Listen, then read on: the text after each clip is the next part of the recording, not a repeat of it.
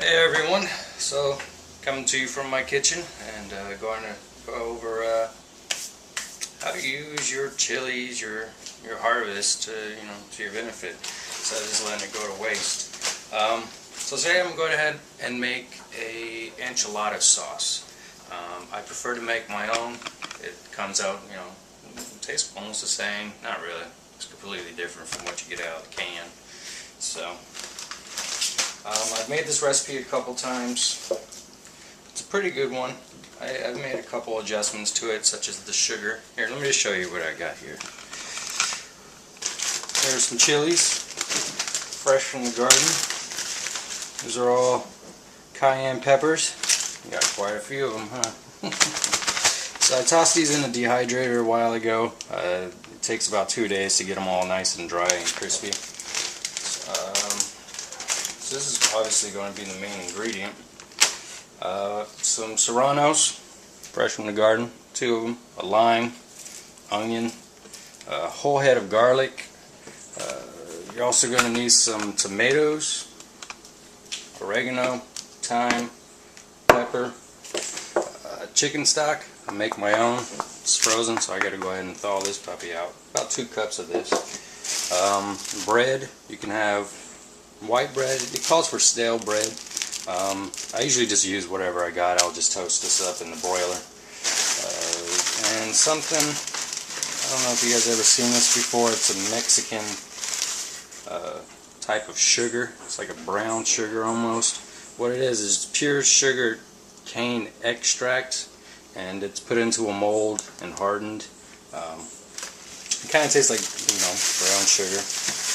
But there's a different tang to it. Alright. Over here I have non-stick pan heating up and water. You need a soaking liquid. You need after you cook I'll show you. But get your water started first. Is this pan on? No, this pan not on. Good, because it's going to take a while for all that water to heat up. Broiler's on. So go ahead and toss that bread in there and get it toasted up. Another thing you're going to need is a blender and also a strainer, and I'll show you how I'm going to use those as well. Alright, hold on tight, I'll be right back. So the water's coming up to temperature. You can hear it rattling in there. So go ahead and get these chilies started. The chicken stock is in there melting down. Let's get this pan heated up. So basically what you want to do is you want to go ahead and brown, kind of a browning of your chilies. You almost want to kind of like burn them and scorch them like you would if you're doing roasted peppers over the flame, and you steam them and get the skin off. You're not taking the skin off of these though. Basically what you're doing is just crisping them up a little bit more, and then you're going to hit them with the hot water. Go ahead and put them in this bowl until they get soft again. So it's basically undoing the dehydrating I did in reconstituting the chilies. Not sure if you can do it fresh though. I don't know. Maybe not. Alright, so warm enough. Just going to go ahead and just toss them in there, stems and all.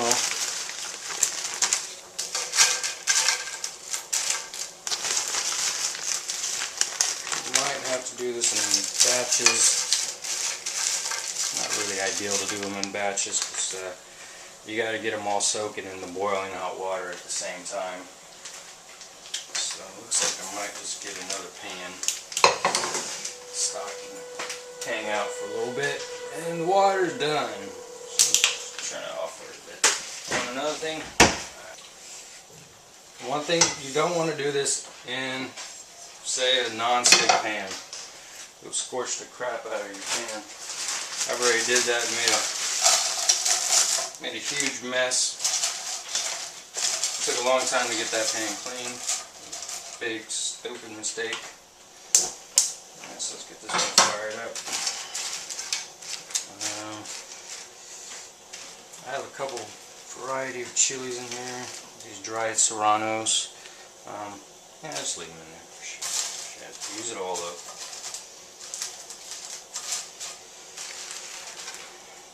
Okay, so like I said, we're just going to give them a nice little crisp look to it. Be right back with the next step. Someone called the short train.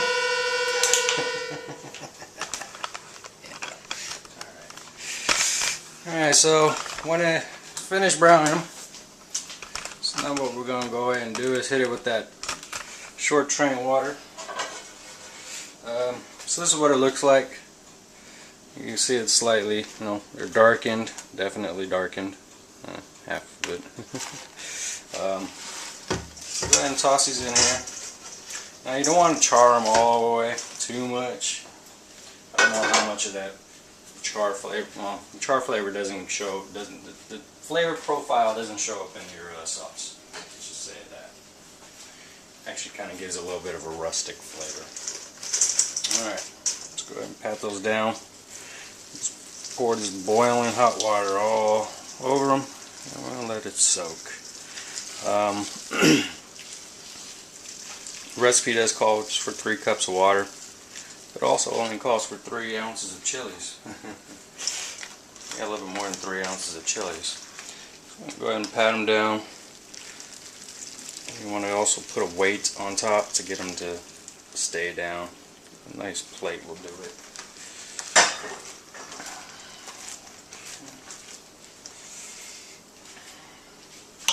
Let's grab that plate.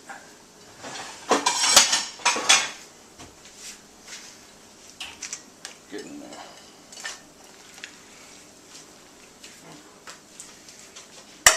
Place that right on top. And you just let it soak while you you're putting the rest of the ingredients together. Alright, so next, you chop up this onion.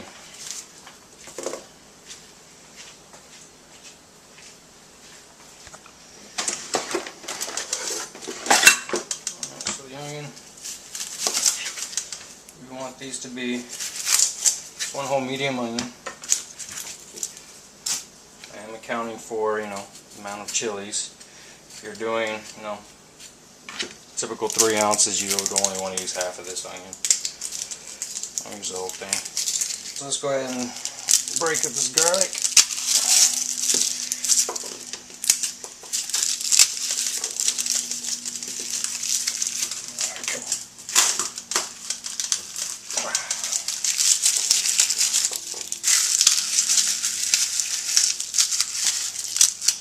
And we want whole cloves.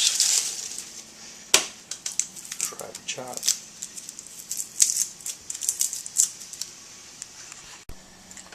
Alright, so I got the garlic done. So this is a whole head of garlic.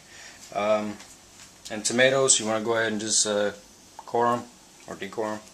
I use a strawberry. Takes the pit or the top off the strawberry. And okay.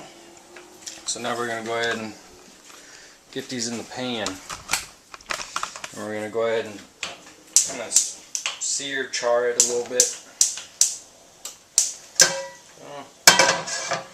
Alright, so we're going to heat this up. No oil. Okay.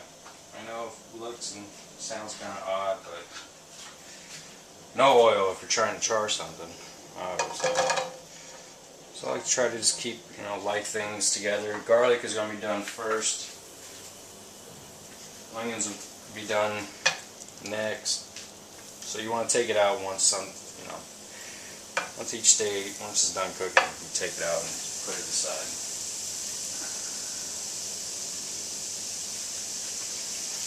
Alright, and it's okay if these onions don't stay together. You're going to toss everything into a blender. Liquefy the crap out of it.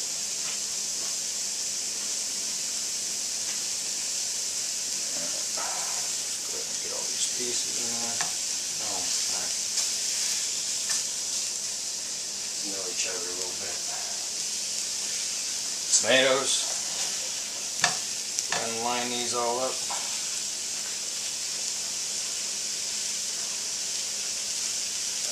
recipe only calls for 6 tomatoes, but I have more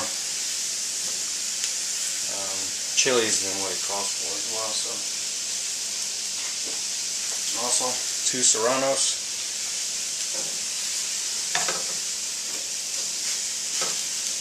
So this is going to cook until it chars. So you do want to keep an eye on that. Alright, let's see how this looks. Oh, and if you haven't seen Edison, say hi to Edison. Hi, Edison!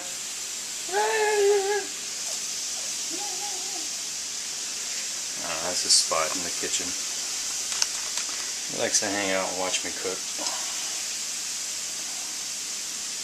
Ooh, hot plate, mofo. Alright. So, as you can see, no more crispiness, it's not crunchy, it's flexible. These are almost done soaking, but they can keep on soaking for longer.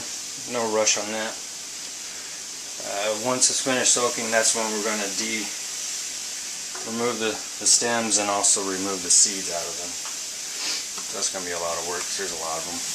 Alright. So, I'm going to go ahead and brown this up. Forgot about my bread. I put it in the broiler. It burned to shit. Not what I wanted. Good thing I got more bread. Yeah. Oh, hi. Alright. So the garlic is looking good. I would say this is pretty much done. You don't want to burn your garlic too much. It smells great in here. Alright, the onions. This is why you want to keep them, around this, because it makes it easier to tell when it's done, or it's easier to flip them and cook them evenly. So I'm just going to go ahead and give these a churn. Typically you only want to churn things once in this recipe. The garlic, you just got to keep fussing with it. It'll get you there. It'll get there.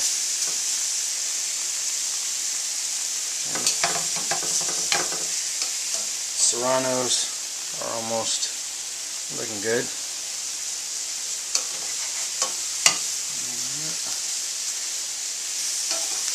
I didn't forget to take the bread out this time, or my hot dog bun. Tomatoes. Ooh, hot. Drop. Don't drop it. Right. As you can see, it's starting to kind of, it's blackened. You can tell it's starting to get kind of soft and mushy. That's what you want. You just want to keep on rotating these around. I'll show you what to look for. How to tell these are done. You'll probably be able to tell, I'll watch and keep an eye on them when they're done. Like this guy's almost done. Almost. Alright, garlic is good. Let's go ahead and pull that out. I'm just going to go ahead and toss this in a bowl. And as other stuff starts to get done, you just go ahead and toss it in the bowl. You want this to cool. All this stuff to cool before you toss it in the blender. Start incorporating it. Alright, so while this is cooking, I went ahead and started de-seeding and de-stemming the chilies, since I do have quite a few to go.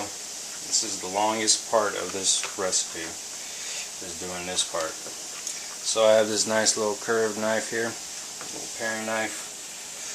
I go right down the side here, right along like so. Open her up, and there's all your seeds. And just go ahead and scrape them out. Should probably be wearing gloves, because I got a lot of these to go, and they might start burning my fingers. Alright. This really is of this recipe. Everything else is pretty easy. Alright. So tomatoes are looking good. I'm going to go ahead and pull off. Start pulling off some of these tomatoes, like this one. See, it just kind of turns into mush. That's what you want. That one was a little bit longer on that one. This one is completely. Oh, let's come off.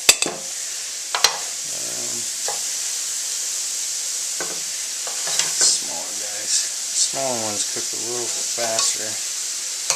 Alright. The onions are looking pretty good. Got a nice char on that side. Good char on that side. Go ahead and pull some of these off. Let's pull them all off. Here we're good. Okay, so that one's just a little bit longer. That one's actually pretty good. This one has a little bit of green here up at the top of near the stem. So I'm going to go a little bit longer and space these out. I'm going to cook up. Sorry if they bust open and squirt juice all over the place. You just want to be careful because this tomato juice, tomato juice has a lot of sugar. Tomatoes have a lot of sugar. It'll just stick to the pan and be a bit clean. That's why you want to use non-stick. So in 10 minutes, 14 minutes, something like that, that's as far as I've gotten. Oh man, that's a lot of work.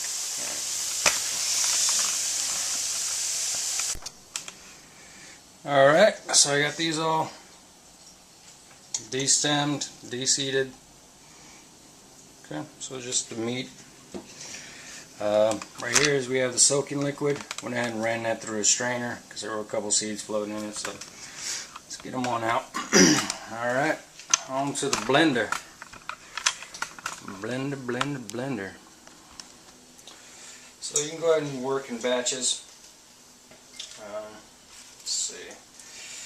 Just want to get enough in there, not tightly packed, lightly packed, all the way up to the top. Okay. Alright, so you want to add like 2 cups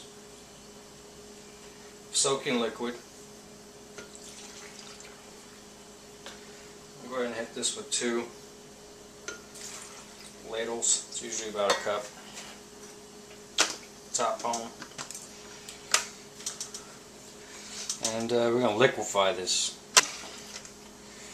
Go ahead and add the rest of these chilies right in there.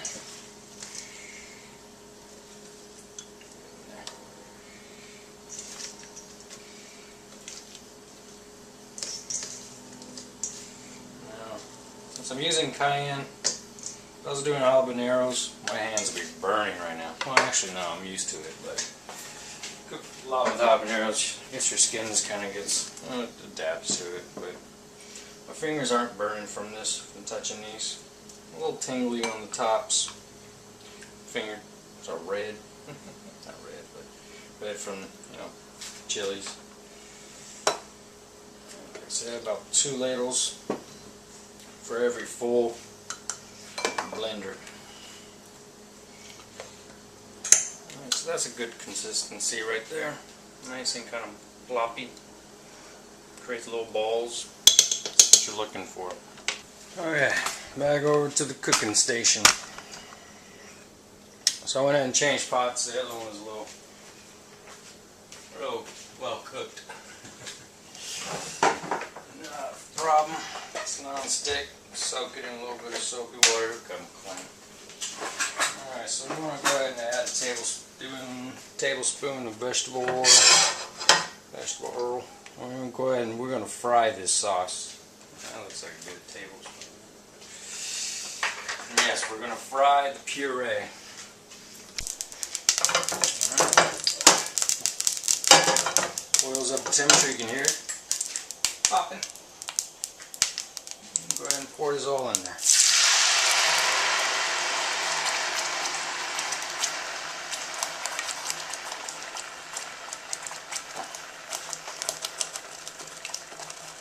Okay.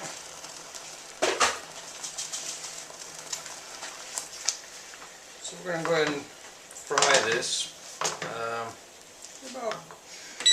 about 15 minutes until it's thickened. When you can scrape where you can take your rubber spatula and part the Red Sea like Jesus did. Well, you just want to thicken it up, reduce it a little bit. Alright, so I'm going to fry this up. And since it is Tuesday, and I don't got shit to do, I'm going to go ahead and make a good old Coors Light. That's right. I'm unemployed, so I'm a student now. Actually, I'll be more off the grid than you know it. Because that's what I'm going to school for. Don't forget to stir. And stir, and stir, and stir. Constantly. Would break out the robo stirrer, but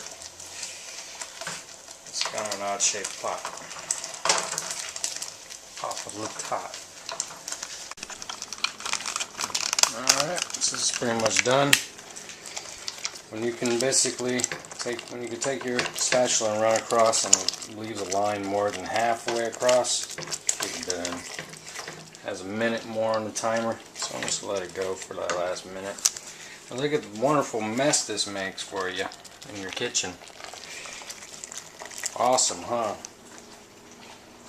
It's funny, I was coming into the kitchen this morning. It's clean, mop. Just cleaned the kitchen. I've been kind of putting it off. Been driving me nuts because I've canned so many tomatoes, been preserving so many, things I pulled out of the garden. I got like splatters and shit, and spots, like the cabinet, face of the cabinet, like little tomato spots. But yeah, since I'm pretty much done towards the end of the gardening season, or my summer garden season, and everything's been jarred and canned and put away, and get the kitchen back in order. Alright, so this is done. Let's go ahead and go to the next step. Back to Mr. Blender. Remember those vegetables that I burnt or charred? Yep. Go right in there. So this step you definitely want to do in batches because you want to get it as liquefied as possible. I'll show you why. It'll make more sense as I go. I need to destem these. For the serranos that were cooked, you toss them in seeds and all. Just cut the tops off. Okay. I'm gonna try to divide this as much as well as I can, half and half. More garlic. Give me some more garlic. There we go. Let's toss one more tomato in there. All right.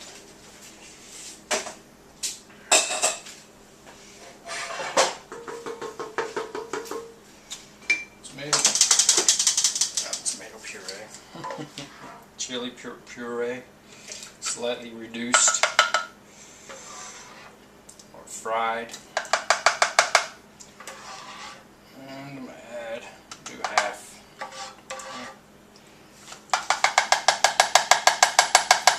Half of a blender for now. So 1 cup per set of blending of chicken stock. Let's go ahead and add that in. Also need to hit this with some seasonings.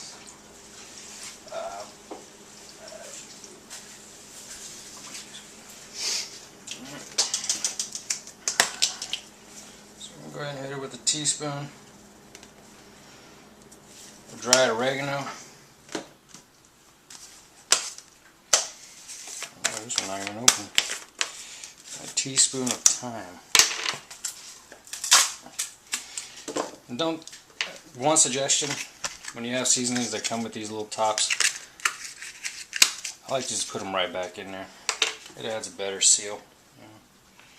Alright, so I'm going to go do a half teaspoon of thyme and half teaspoon of oregano is in there now, so I'm making 2 batches. Alright, my hot dog bun. Go ahead and tear that. Go ahead and chunk it in there.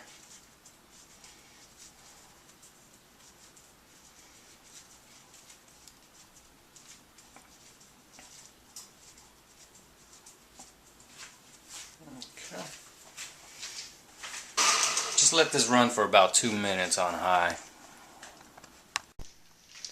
Alright everyone, so I did the first batch already. Thinking the camera was rolling, but it wasn't. Alright, so what you do is you go ahead and put your puree through a strainer. And go ahead and worry this through it.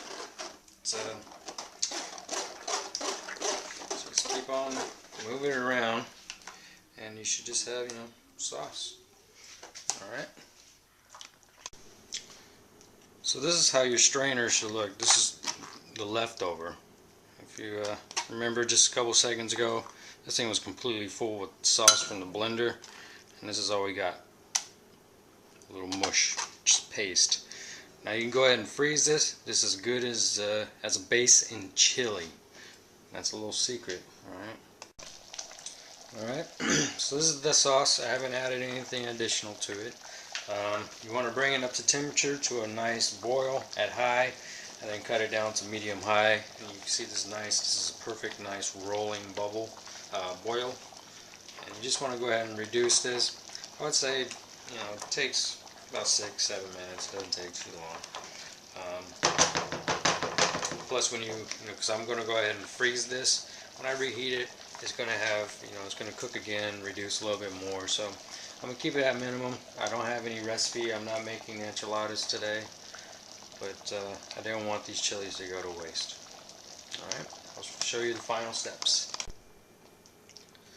Alright, so this is reduced. It's nice, and the texture of a barbecue sauce. So the final touches are a good heaping 1/4 teaspoon of salt, and some of that sugar I showed you, the Mexican pure sugar cane in the mold. It's actually from the Yucatan. The recipe calls for a 1/4 cup. I thought last time it was way too sweet, so I'm going to go with 1/8 of a cup. Go ahead and add that in. Also, the juice of 1 lime.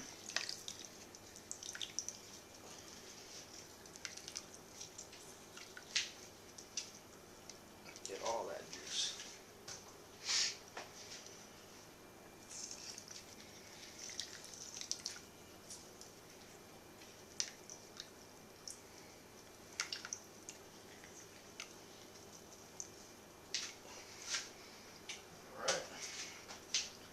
Stir it in. Also want to hit it with some black pepper. Black pepper is optional. I don't really see adding much of a flavor profile to this. Alright, and there you have it. Homemade enchilada sauce. Let's give it a taste. Oh, it's hot. And damn, that is good. That's really good. I like this. Alright, so I'm going to go ahead and I'll just put it in some Ziploc bags, freezer bags. Go ahead and freeze it. Do little cubes. Once it freezes halfway, go and make squares out of that bag. And say goodbye, Edison. Bye-bye. Alright, peace out.